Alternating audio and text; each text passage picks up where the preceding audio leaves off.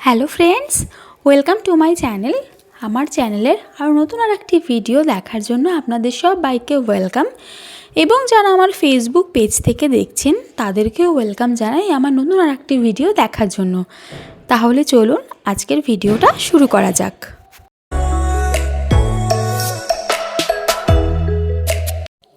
এখন কিন্তু বাজে সকাল 9:30। তো 9:30 থেকে আমি আমার ভিডিওটা শুরু করছি। আর আজকে তো আমি ঘুম থেকে ওঠার আগেই মেয়ে ঘুম থেকে উঠে পড়েছে। তো উঠে ও আমাকে কিছু একটা দেখাচ্ছে, মানে কোথাও একটা হু দেখেছে। হু মানে হচ্ছে ওর কাছে ভয়ের জিনিস, বা যেটাকে ও ভয় পায় সেটা। তো তারপরে ওর পাপা আমাকে বলল যে ব্যালকনি থেকে ও আর কি এই জিনিসটাকে দেখেছে। তো এটা একটা গর্গেল, বা অনেকে এটাকে গোসাপও বলে থাকে। এই যে এখন মেয়ের ওকে ব্রেকফাস্ট করাবো। এখানে রয়েছে ওটস আর পনির, দুধ দিয়ে ওটস পনির দিয়ে এরকম একটা বানিয়ে দিয়েছি। তো এটা এখন ওকে ব্রেকফাস্ট করাবো। আর বাটার খেতে এত ভালোবাসে, জাস্ট আমি একবার বলেছি যে এই দেখো তোমাকে বাটার দিয়েছি, বায়না শুরু করেছে না বাটারটা ওকে ধরে দিতে হবে, ও খাবে। এত বাটার খেতে ভালোবাসে। কি হচ্ছে? এটা নিয়ে তো দেবো তো তোমার, দাঁড়াও আমি খাইয়ে দেবো তোমায়, গরম তো।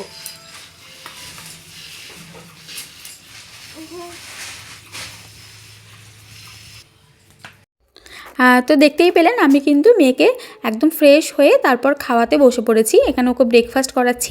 আর ও কিন্তু গর্গেলটাকে খুব পছন্দ করে দেখতে।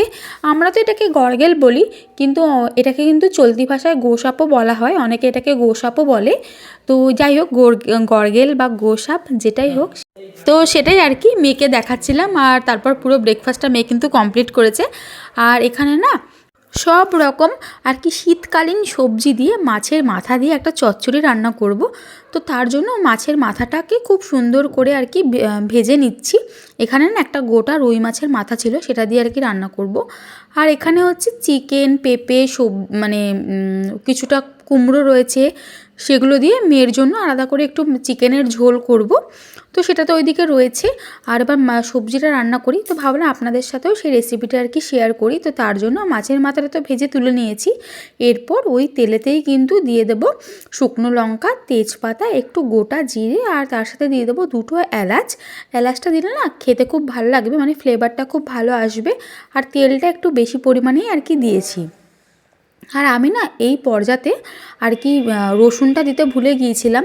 তো তার জন্য সব সবজিগুলো একসাথে দিয়ে দিচ্ছি। দিয়ে দিলাম হচ্ছে আলু, তার সাথে টমেটো, পেঁয়াজ, মূলো, সমস্ত সবজি এখানে দিয়ে দিয়েছি।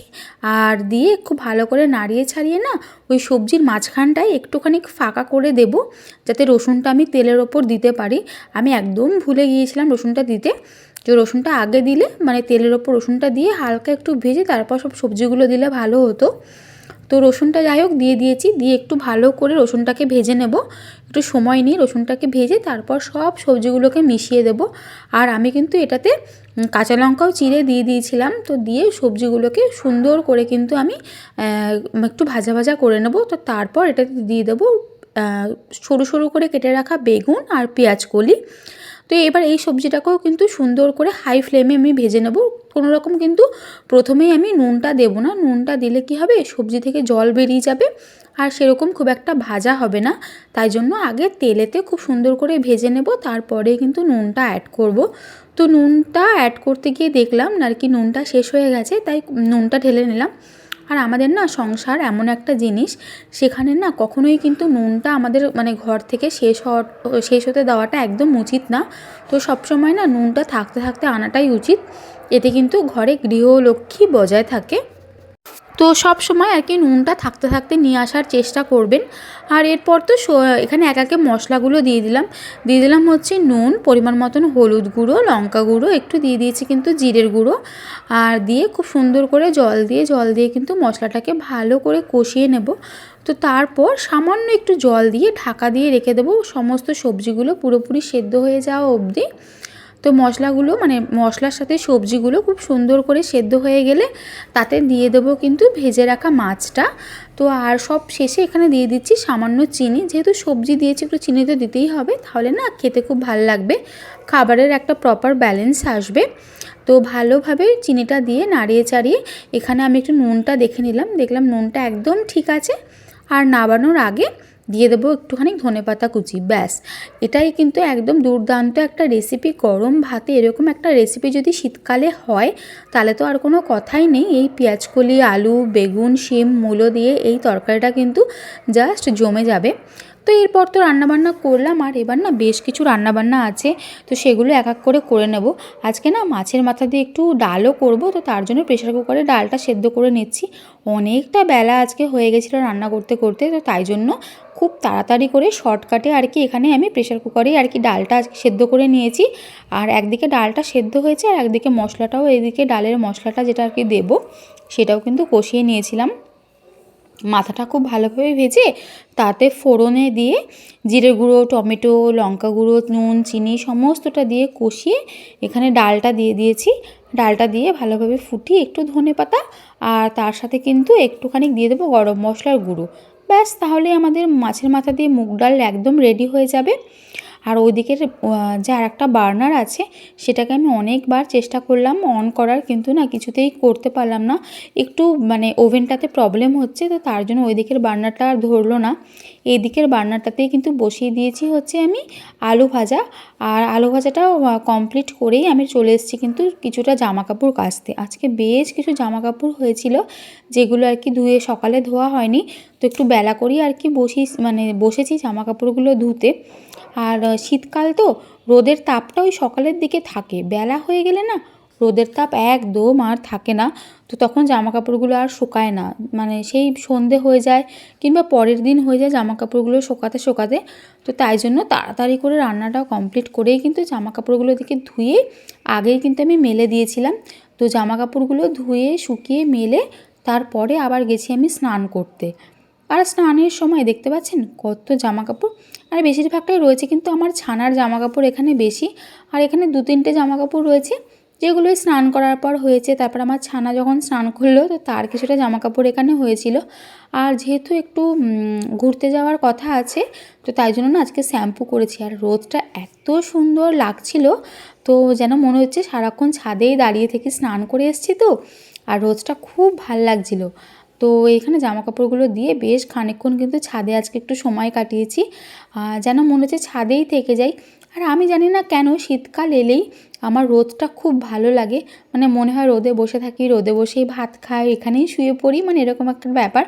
প্রত্যেকবার শীতেই কিন্তু আমি এই জিনিসটা করি, মানে ছাদেতেই বেশিরভাগ সময়টা আর কি কাটাই। আমার খুব ভাল লাগে রোদ জিনিসটাকে শীতকালে। তো এবার আর এত হাওয়া দিচ্ছিল, তো তার জন্য আর কি জামা কাপড়ের সব ক্লিপগুলো দিয়ে দিয়েছি। আর এবার আমি না গিয়েছিলাম ওইদিকে, আর একটা জিনিস আপনাদেরকে দেখাই। ওই দিকে দূরে একটা গাছ আছে, যে গাছটা দেখতে পাচ্ছেন সাদা সাদা, এগুলো কিন্তু একটাও কোনো ফুল না, এগুলো হলো হচ্ছে ওই মানে বক, যেগুলো সুন্দরভাবে কিন্তু গাছের ওপর আর কি বসেছিল। তো তারপর ওই বকগুলোর সাথে বেশ কিছুটা সময় কাটালাম। তো তারপর এখানে একটুখানি রোদে চুলটা শোকাচ্ছি, চুলটা শোকানো হয়ে যাক, তারপর যাব কিন্তু নিচে। আর এইদিকে সন্ধেবেলাতে মেয়েকে না মেয়ে যখন ঘুম থেকে উঠলো আমি তো ওকে চুল বাঁধতে আর কি ব্যস্ত ছিলাম। তো আমার মনে আমি চুল বেঁধে যাচ্ছি, আর এইদিকে ও নিজের কাজলটাকে নিয়ে দেখুন কি অবস্থাটা নেই করেছে, চারিদিকে কাজল লাগে একদম যাতা রকমের অবস্থা। তো তারপর ওকে যাই হোক আমি একটু পরিষ্কার করে দিয়ে এখানে চলে এসেছি কিন্তু সন্ধেবেলা মেয়ের খাবার বানাতে। তো আজকে ওকে বানিয়ে দেবো আমি বিটরুট দিয়ে, মানে বিট দিয়ে আর পনির দিয়ে একটা টিক্কি টাইপের বানিয়ে দেবো। তো ভাবলাম সেই রেসিপিটা আপনাদের সাথে শেয়ার করি। তো এখানে না একটু গোটা জিরে নিয়ে নিয়েছি সামান্য একটু পরিমাণে, তো সেটাকে শুকনো খোলায় একটু রোস্ট করে সেটাকে গুঁড়িয়ে নেব। আর এবারে দেখুন পনির নিয়ে নিয়েছি, আর নিয়েছি কিন্তু একটুখানি বিট, যেটাকে আমি গ্রেটারে একটু ভালো করে কিন্তু গ্রেট করে নিয়েছি। তো তারপর খুব ভালো করে ম্যাশ করব। তো তার আগে আর কি ভাজা যে জিরেটা রয়েছে সেটাকে ভালোভাবে দিয়ে একটু গুঁড়িয়ে নিচ্ছি, আর সামান্য একটু দিয়ে দেবো এতে কিন্তু নুন, আর কোনো মশলা এটাতে দিতে লাগবে না। খুব সুন্দর এটা কিন্তু খেতে হয়। ইভেন যারা ওয়েট লস করছেন তাদের জন্য কিন্তু এটা খুব ভালো একটা রেসিপি। তো ভাজা জিরেটা একটু বেশি পরিমাণে এখানে দিয়েছি, আর যেহেতু ভাজা জিরে বা জিরে যেটাই হোক সেটা কিন্তু আমাদের হজমে খুব ভালো মানে সাহায্য করে, তো তাই জন্য জিরেটা দিলে কোনো রকম সমস্যা আর কি হবে না। আর দেখলাম যে ভালোভাবে বাইন্ডিং আসছে না, তো বাইন্ডিংয়ের জন্য এখানে আমি একটুখানি ছাতু দিয়ে নিয়েছি।